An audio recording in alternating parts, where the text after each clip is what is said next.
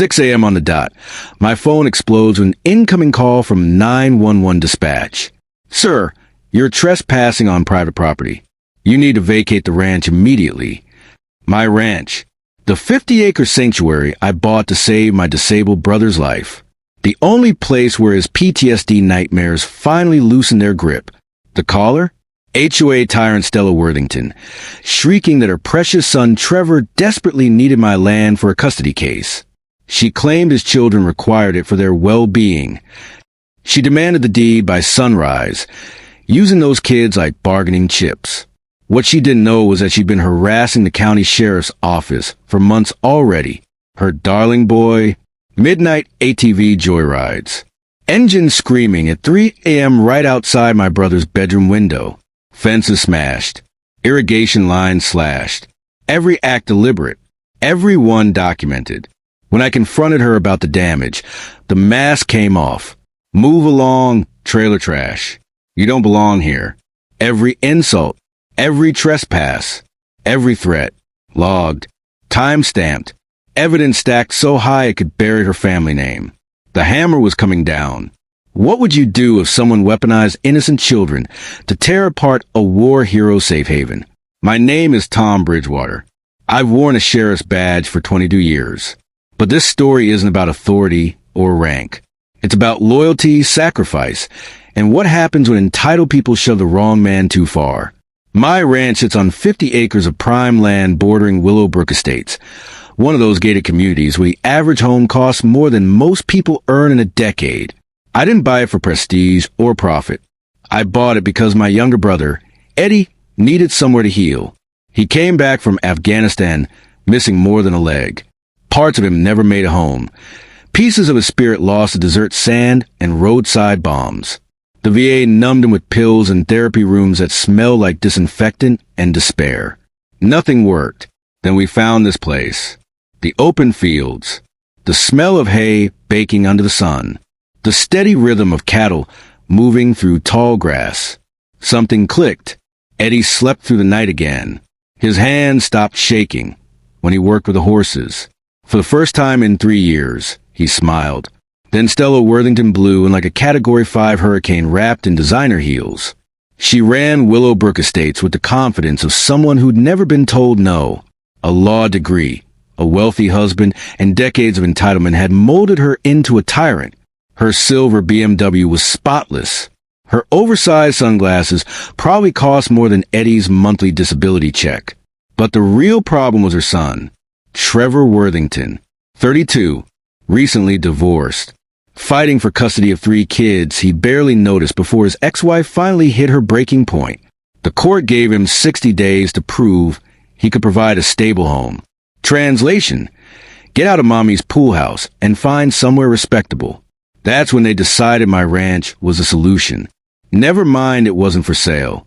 Never mind that it held my brother's recovery, our peace, our future. In Stella's world, people like us were obstacles, not owners. The first warning sign came on a Tuesday morning in early March. I was feeding the horses when I noticed fresh tire tracks cutting straight through my east pasture. A section of fencing lay crushed, wide enough for cattle to wander onto the county road. The tracks led straight toward Willowbrook Estates. I figured it was a dumb teenager who panicked. Fixed the fence. Added extra posts. Let it go. The smell of fresh lumber and the weight of the post hole digger reminded me why I love this kind of work.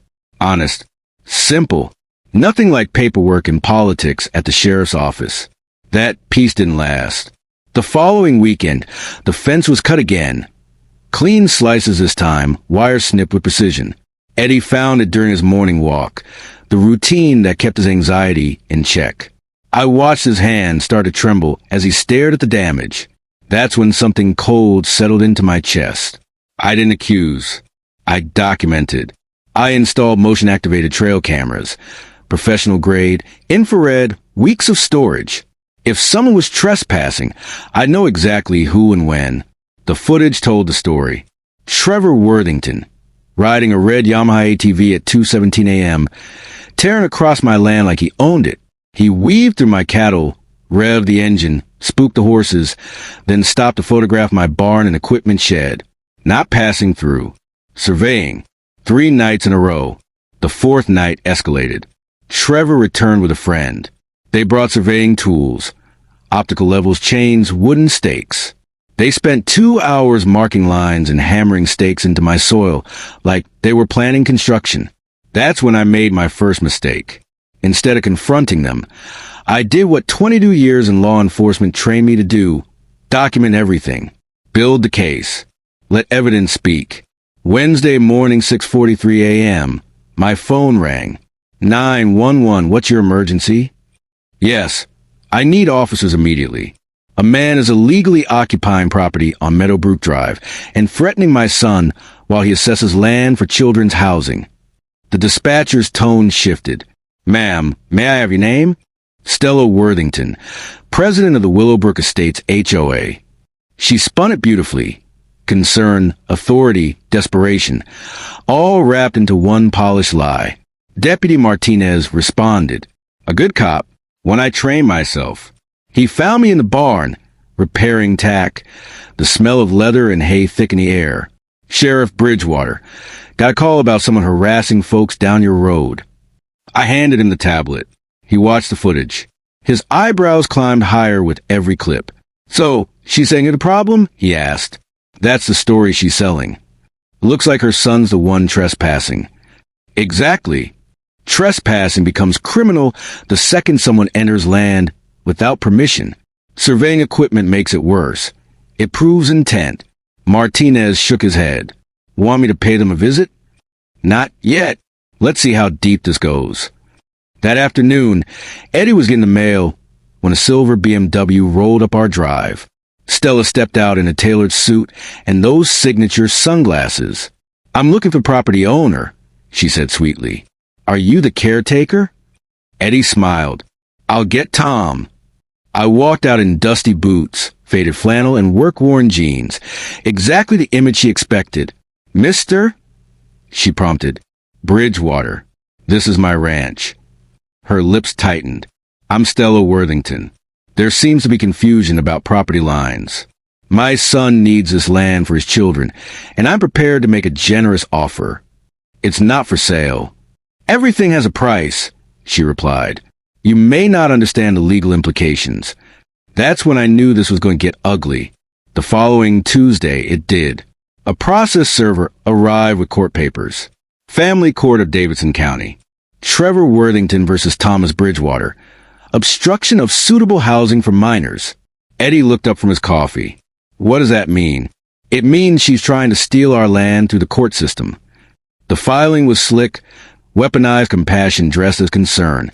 According to Stella, my refusal endangered 3 children by denying them a stable home. She'd even convinced a judge that my land was uniquely necessary, the location, environment, proximity to schools. It was masterfully manipulative. But what Stella didn't realize was that family court judges see this trick every day. They know when someone is using children as shields. Thursday morning, a court-appointed appraiser arrived. Janet Morrison spent 3 hours walking every acre, clipboard in hand. Interesting situation, she said as we walked the fence line. And that's where things really began to unravel. I stood near the eastern fence line as the appraiser studied the terrain. Usually, she said thoughtfully, custody-related housing requirements are pretty flexible. What makes this specific property so essential? That was exactly the question I wanted answered. Morrison maintained a polished professionalism, but I noticed her exchanging confused looks with her assistant when she thought I wasn't paying attention. The morning air was crisp, damp with dew, carrying that calm silence that comes just before the world wakes up. Peaceful, honest, completely at odds with the legal chess game unfolding around us. Have you had any direct interactions with the petitioner or his family? She asked. I handed her the tablet. She watched Trevor's midnight footage in silence. Her expression slowly shifted from neutral to uneasy. Mr. Bridgewater, this is clear trespassing. Have you filed a report? Not yet, I replied. I'm letting them dig their own hole. Most people don't understand what court-ordered property evaluations actually involve. Appraisers don't just assess land value or building potential. They look for patterns, harassment, intimidation, coercion. anything that might influence ownership rights. Documented trespassing creates what lawyers call adverse possession indicators, especially when one party behaves as if the land already belongs to them. Morrison's report, filed 3 days later, was devastating. She detailed not only the pristine condition and clear title of my property, but also a documented pattern of unauthorized access that suggested intimidation of the lawful owner. Her conclusions were professional, factual, and quietly damning. That's when Stella escalated. Saturday morning, 3 black SUVs rolled down my driveway like a government motorcade. Out stepped Stella, Trevor, and what I assumed were their attorneys, for sharp-dressed professionals carrying briefcases and confidence. Trevor looked exactly like what you'd expect. Soft around the middle, expensive clothes untouched by work, and that jittery entitlement of a man who's never faced consequences. Mr. Bridgewater, Stella announced, "This is our legal team. We're prepared to make you an offer you won't refuse." The lead attorney, Patricia Kellerman, stepped forward. "We're offering $2.5 million for immediate purchase, with 30 days to vacate. $2.5 million for land I'd bought for $600,000 5 years earlier. Either they were desperate, or they knew something I didn't. This property isn't for sale," I said calmly. Trevor finally spoke, irritation creeping into his voice. "Man, I've got kids. You're being selfish. Your family situation isn't my responsibility." That's when Stella's smile hardened. "Perhaps you don't understand your legal exposure." Her meaning became clear the following Monday. I came home from my shift to find Eddie standing in the east pasture, staring at devastation. Heavy equipment had torn through the land. Fence posts snapped clean. Wire twisted and scattered. The irrigation system lay in ruins. Pipes severed, water flooding the soil into muddy pools that smelled of diesel. "They came during the day," Eddie said quietly. "Big machine. Couldn't see the driver." I knelt and examined the damage. The cuts were precise, professional, deliberate. The trail cameras had been tampered with, not destroyed, but repositioned to face the ground. Someone who knew exactly how they worked had neutralized them. "Go inside," I told Eddie. "Take your meds. I'll handle this." His limp worsened as he walked away. Stress always aggravated his injuries, and watching his sanctuary being dismantled was pushing him dangerously close to the edge. That evening, a knock came at the door. Trevor stood on my porch, boots spotless, expression carefully rehearsed. "Hey, man, heard you had some trouble with vandals. That's rough. Mom sent me to see if you need help." The audacity nearly made me laugh. That's real neighborly of her. "Look, I know things got tense," he said smoothly, "but I'm just trying to do right by my kids. Maybe we can work something out that benefits everyone." What Trevor didn't realize was that damaging agricultural infrastructure isn't just vandalism. It's a serious felony. Cutting irrigation lines can kill livestock, contaminate soil, and create lethal hazards. Under Texas law, it qualifies as aggravated criminal mischief. "What kind of arrangement did you have in mind?" I asked. "Well, you can't keep fixing this every time stuff happens. My mom knows people in county government. Maybe we help you get security. Protect your investment." There it was, the slip, every time. This wasn't random. It was a pressure campaign. "I can handle my own security." For a split second, his friendly mask slipped. "Look," he said quietly, "this area is changing. Property values go up. Rural land doesn't stay rural forever. Might as well accept it." "Is that a threat?" "Just reality." After he left, I called in a favor. Sarah Rory, the county's best forensic technician, arrived the next morning with equipment most apartments didn't even know existed. "These cuts are clean," she said, examining the damage. "Hydraulic tools. Someone knew exactly where to hit to cause maximum loss." Her analysis confirmed it. Deliberate sabotage using professional equipment, designed to cause financial strain without crossing certain legal thresholds. That afternoon, Eddie spotted 3 pickup trucks circling the property. They never crossed a fence, but they didn't need to. The magnetic signs on the doors read Worthington Construction. They were sending a message. That evening, my phone rang. Unknown number. Fort Worth area code. Is this Tom Bridgewater? Yes. This is Angela Martinez. I used to be Angela Worthington. Everything clicked. I'm Trevor's ex-wife. You need to know the truth. For the next 30 minutes, she dismantled the story I'd been fed. Trevor hadn't lost custody because of housing. He lost it due to domestic violence, financial crimes, and a diagnosed narcissistic personality disorder. There was a restraining order. Supervised visitation only. He threatened me with a baseball bat. She said quietly. That's why the judge restricted him. She explained how Stella used influence, money, and legal manipulation to bury evidence and pressure officials. This isn't about housing, Angela said. He wants your land for development. Cabins. Event space. Something lucrative. He's been talking about it for months. She had proof. Court documents, police reports, medical records. And that's when it all became clear. This wasn't a custody dispute. It was an organized attempt to steal my property using intimidation, legal abuse, and weaponized family court filings. When I hung up, the pieces finally aligned. The surveillance, the vandalism, the lawyers, the lies. They weren't testing me. They were trying to break me. This was never a desperate custody issue. It was organized criminal activity, carefully designed to seize high-value land by weaponizing the court system. Trevor and Stella had chosen the wrong target. They assumed I was just another rural landowner who'd fold under pressure from lawyers and legal threats. What they didn't know was that I'd spent over 20 years building professional relationships with federal investigators, prosecutors, and fraud task forces. And they had no idea I was a county sheriff. To them, I was just a stubborn rancher refusing to sell. So I let them believe it. Angela's package arrived Friday morning by overnight courier, and it was even uglier than she'd warned. Court filings from 3 states documented a pattern of abuse. False child welfare claims, fabricated emergencies, harassment campaigns. Police reports detailed escalating violence. Medical records confirmed injuries Trevor had inflicted during their marriage. But the most revealing evidence came from text messages between Trevor and a business partner. Luxury glamping resort. High-end wedding venue.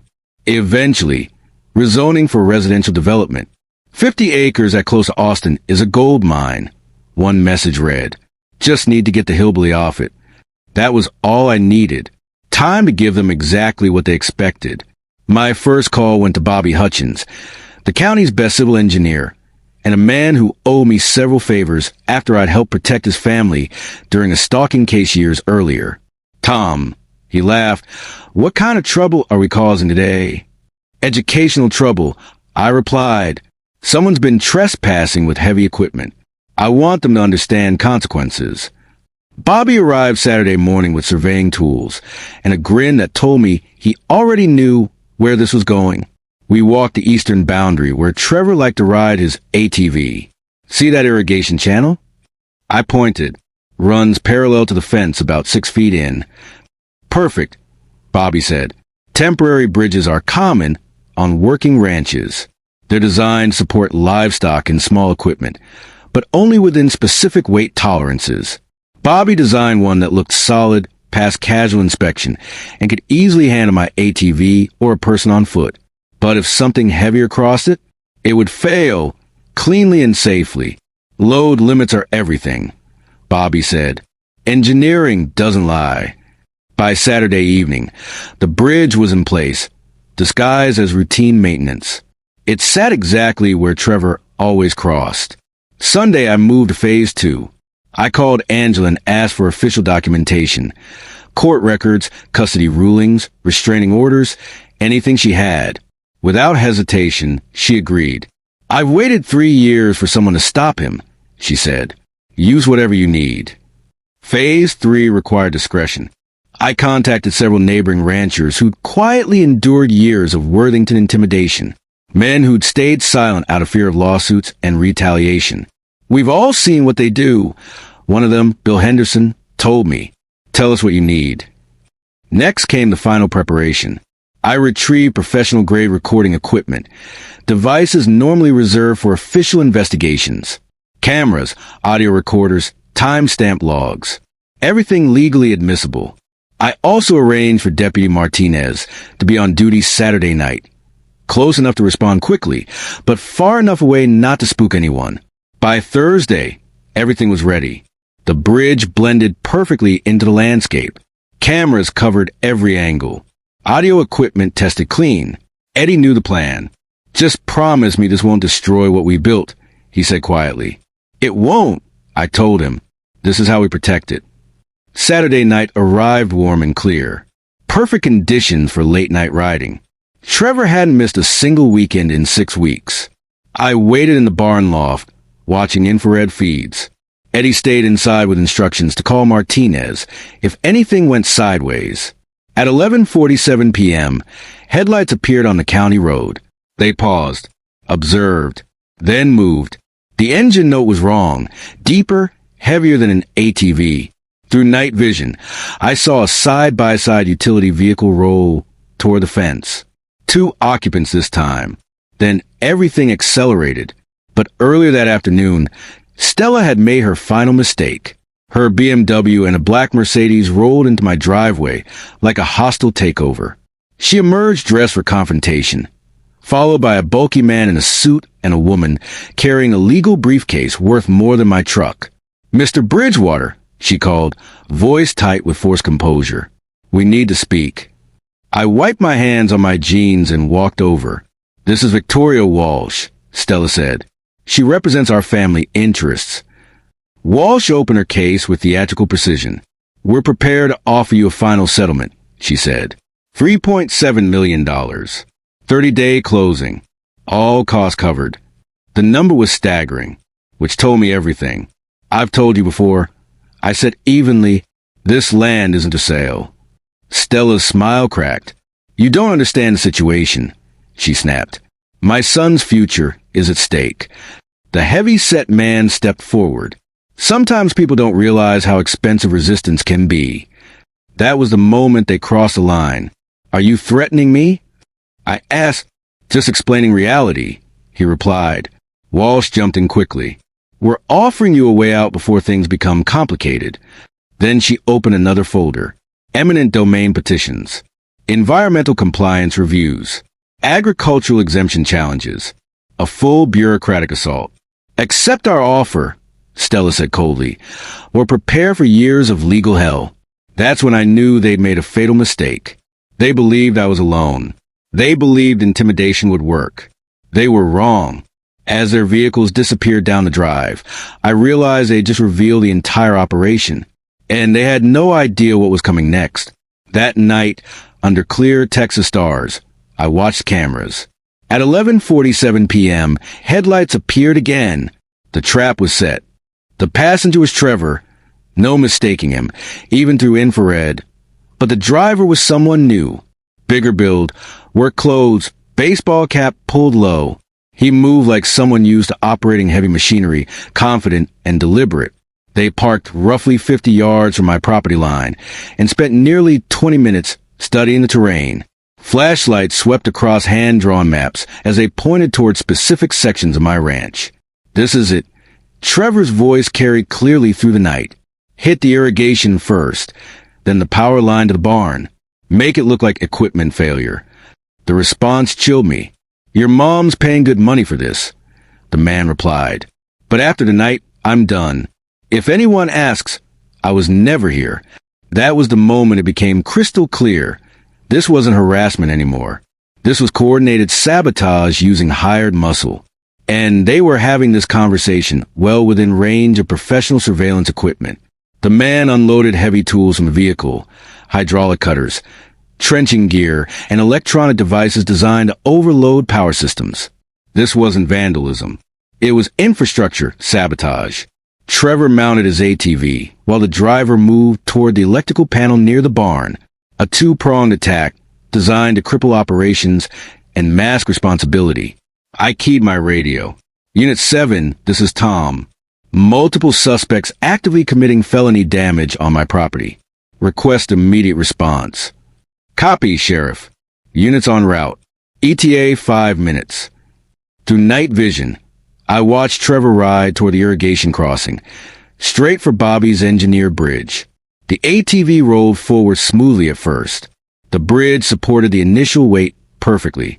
But when Trevor throttled up to cross, physics took control. The structure failed exactly as designed. Steel cable snapped. Joints separated. The ATV plunged 8 feet into icy irrigation water with a crash that echoed across the valley. Trevor screamed, raw panic replacing arrogance. "Help! I'm stuck. I can't move." The driver sprinted toward him, clearly unprepared for this outcome. What the hell happened? The bridge collapsed. I keyed the radio again. Suspect 1 contained in the irrigation channel. Second suspect approaching from the barn area. Copy. Units in position. Red and blue lights soon washed across the property as patrol vehicles arrived in force. I stepped out of the barn, calm and deliberate. Moments like this make every year of law enforcement worth it. The instant when people who thought they were untouchable finally faced consequence. Sirens cut through the night as Stella's BMW came flying down the drive, followed by a parade of vehicles, legal counsel, news vans, and additional patrol units responding to the call. Trevor was still waist-deep in muddy water when Stella arrived, wrapped in a silk robe like she'd stepped out of a spa rather than a crime scene. "Officer," she shouted, "my son has been attacked. This man set a trap." Deputy Martinez barely looked up. "Ma'am, please step back." "This is outrageous," she snapped. "That squatter set an illegal trap." That's when the Channel 7 cameras came online. Jessica Rory stood perfectly framed, microphone raised. We're live in Davidson County, where a property dispute appears to have escalated into criminal trespass and sabotage. I stepped forward in full uniform, badge, duty belt radio, all visible. The effect was immediate. Stella froze. Her expression collapsed as realization slammed into her. "Mrs. Worthington," I said calmly, "I'm Sheriff Tom Bridgewater. Your son is under arrest for trespassing, destruction of property, and conspiracy to commit felony vandalism. You are being charged as an accessory." The silence that followed was broken only by Trevor sloshing helplessly in the ditch. You're the sheriff?" she whispered. "Yes, ma'am. Have been for 22 years. Deputy Martinez began reading Trevor his rights as officers pulled him from the water. The tools recovered nearby painted a clear picture of premeditated sabotage. Jessica Rory stepped closer. "Mrs. Worthington, were you aware your family was organizing repeated acts of harassment and property damage against a law enforcement officer?" Stella stammered, searching for words that didn't exist. That's when Angela Martinez arrived, documents in hand. "Trevor has no custody rights," she said firmly. "He's been using fake emergencies to manipulate the court system and steal property. I have the records to prove it. Cameras captured everything." The aftermath unfolded fast. Trevor faced 18 criminal charges, including conspiracy and felony destruction of property. His hired accomplice flipped immediately, detailing the entire scheme. Stella's legal career imploded. Her license was suspended pending investigation. Federal authorities opened inquiries into wire fraud and abuse of process tied to her HOA position. The civil case was decisive. Damages totaled $143,000, covering repairs, emotional distress, and punitive penalties, paid directly from Stella's personal accounts after Trevor's assets were seized. But the real victory wasn't financial. The news coverage went viral. Millions watched the story of a powerful HOA president brought down by her own arrogance. Willowbrook Estates removed her from all positions and issued a public apology. Trevor served time and disappeared from the area. Angela regained full custody of her children, and peace returned to our land. With the harassment gone, Eddie healed faster than anyone expected. The quiet returned. The horses settled. The nights became calm again. 6 months later, we launched the Bridgewater Ranch Veterans Recovery Program, using our land to help other veterans find the same peace Eddie had found. Today, the old irrigation crossing is rebuilt properly, strong, honest, safe. Sometimes law enforcement buddies still stop by and joke about the bridge that taught entitlement physics. And every evening, Eddie and I sit on the porch, watching the sun fade over the hills, reminded that justice doesn't always come fast, but when it does, it's worth the wait. Thanks for spending time with us on HOATales.times, where entitlement meets accountability. If this story hit home, like, comment, and subscribe. You never know whose story we'll tell next.